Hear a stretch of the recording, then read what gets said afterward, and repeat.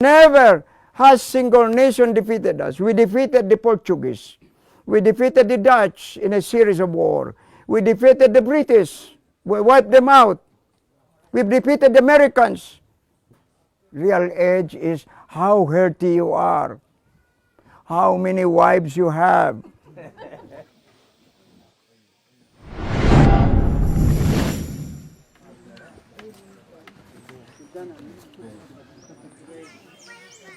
I move like that, so that all my reflexes.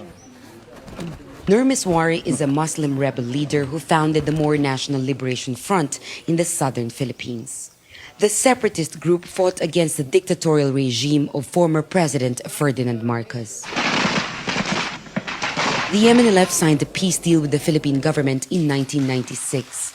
He was elected governor of the autonomous region in Muslim Mindanao. But that peace deal was never fully implemented.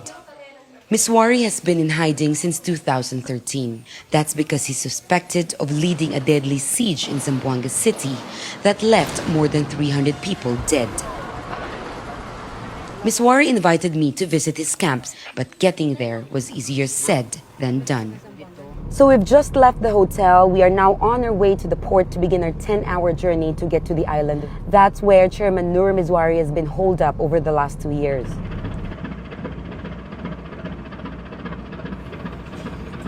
So this is far from your typical cruise ship ferry. It's packed, it's hot.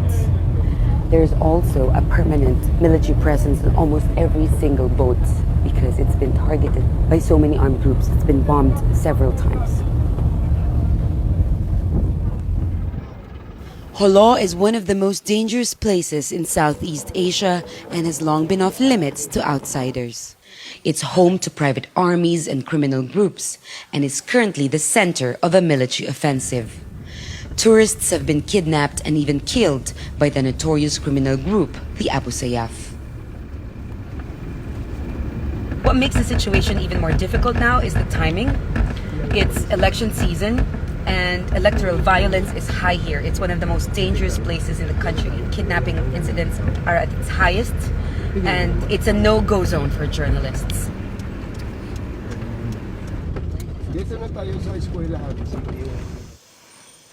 So we're finally inside the main camp of the Moro National Liberation Front, where the elusive Chairman Nur Miswari is holed up.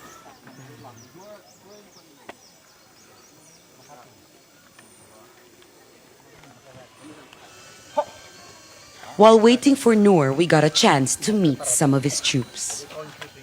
So, ikaw, ilang taon ka na? Ikaw? Ikaw? 16? Noor? Ikaw? 16. 13. 17. 17. Okay, so these boys are between 13 to 17. They live in this area, the MNLF stronghold. Most of them are not able to go to school. They were born and raised in war. They know how to fight, but a lot of them say they haven't used their weapons, at least not yet.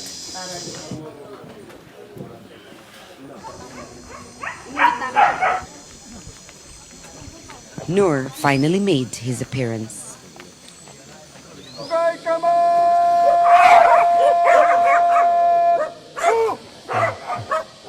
Welcome. It's been a long time, since 2013. I see. How are you? I'm fine, very fine.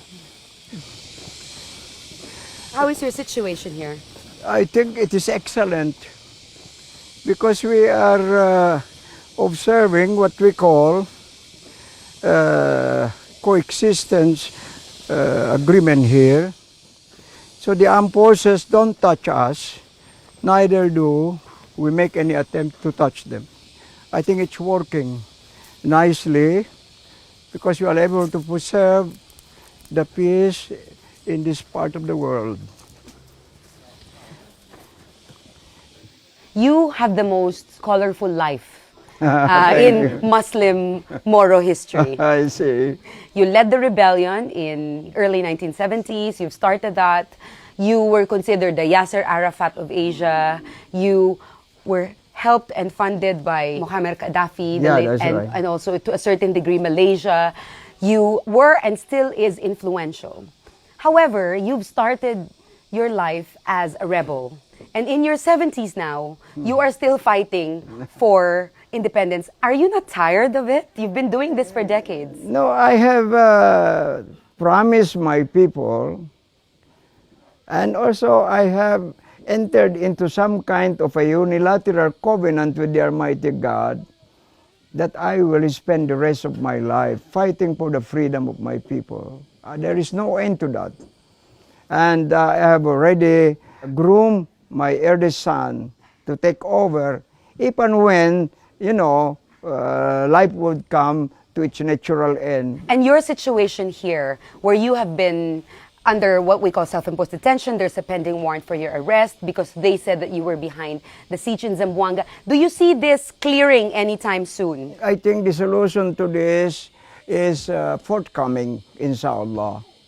Because the people who connive and conspired to, cause or bring about that tragic war are, I think, now in the process of coming to the end politically. So you're saying you were not behind it at all, the siege in Zamboanga in Me? 2013. They No, were accusing you of being behind it. You denied that you were behind that.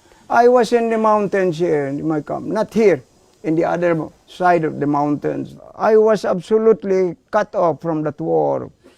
Here, we entrust all responsibilities, all decisions to our commanders in the field. We don't interfere because we don't like to commit mistakes in our decisions. But you have control over the MNLF. You're saying that the commanders Well, are in charge of what they do. That cannot be denied because the people are very faithful to me. Even while I was in prison, they continued. Every time government provoked war on them, you see, series of war, very successful defense. Now, anyway, the important thing here is about the final peace agreement. This is the sorry thing about it. They want to destroy this agreement. The difficulty for any Philippine government is to negotiate with so many different groups. Now, there's the MILF, there's the MNLF. The criticism, though, is that even within the Moro community and the Moro uprising, you are divided. And that's why they say it's hard to find peace. Thank you, sister. Is there an end to this? That's a nice question or nice idea. But the thing here is, basically, we are united as a nation, as a people. We have always been united as one. But, we are facing what we call a colonial milieu. Philippine government had treacherously imposed their colonial rule on us on July 4, 1946. What right do they have? They don't have right whatsoever to claim ownership of this. No people in the world has ever conquered our nation here. And I want to promise you, I will continue to the end of my life to sustain the good name of my people. What they are, the unconquered nation of the world. Have they tried to come into your camp and issue to you the pending warrant of your arrest?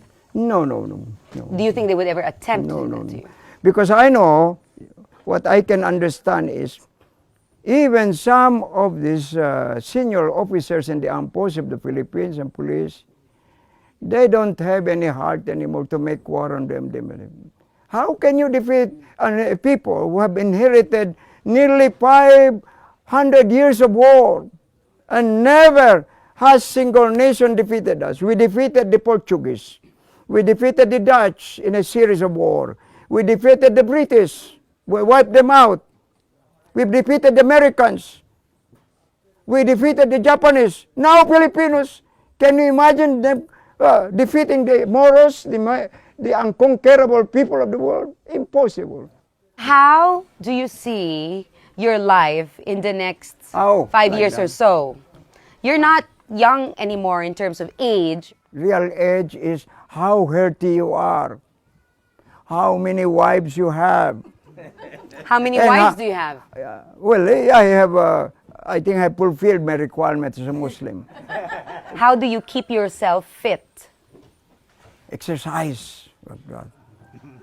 And talk to my wives. They make me happy all the time. And my children too. How many wives do you have? Let me see. I have 4. How many children do you have that you know of?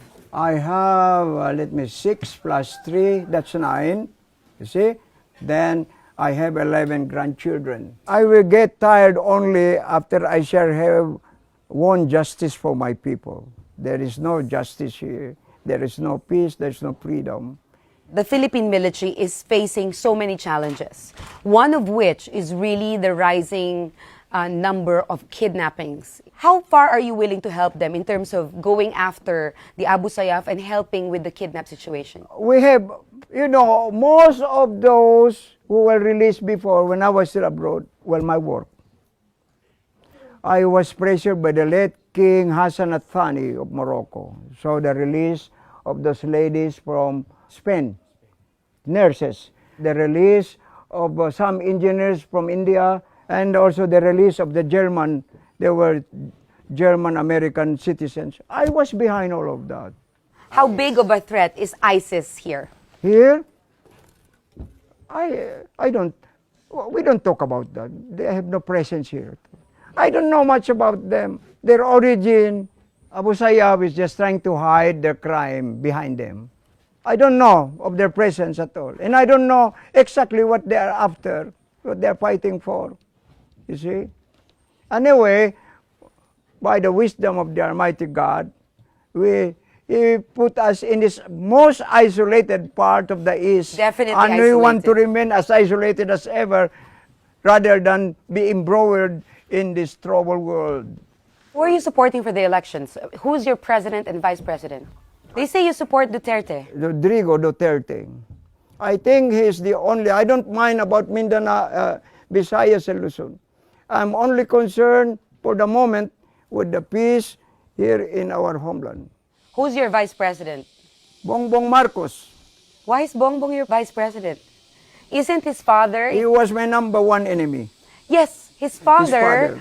father was the cause of the Muslim rebellion. The Jabida massacre happened under his rule. No. I am a Muslim. The fault of the father cannot be inherited by the son. Neither the father can be accused of the wrongdoings of his son. I am a Muslim. Allahu Akbar! Allahu Akbar! Allahu Akbar!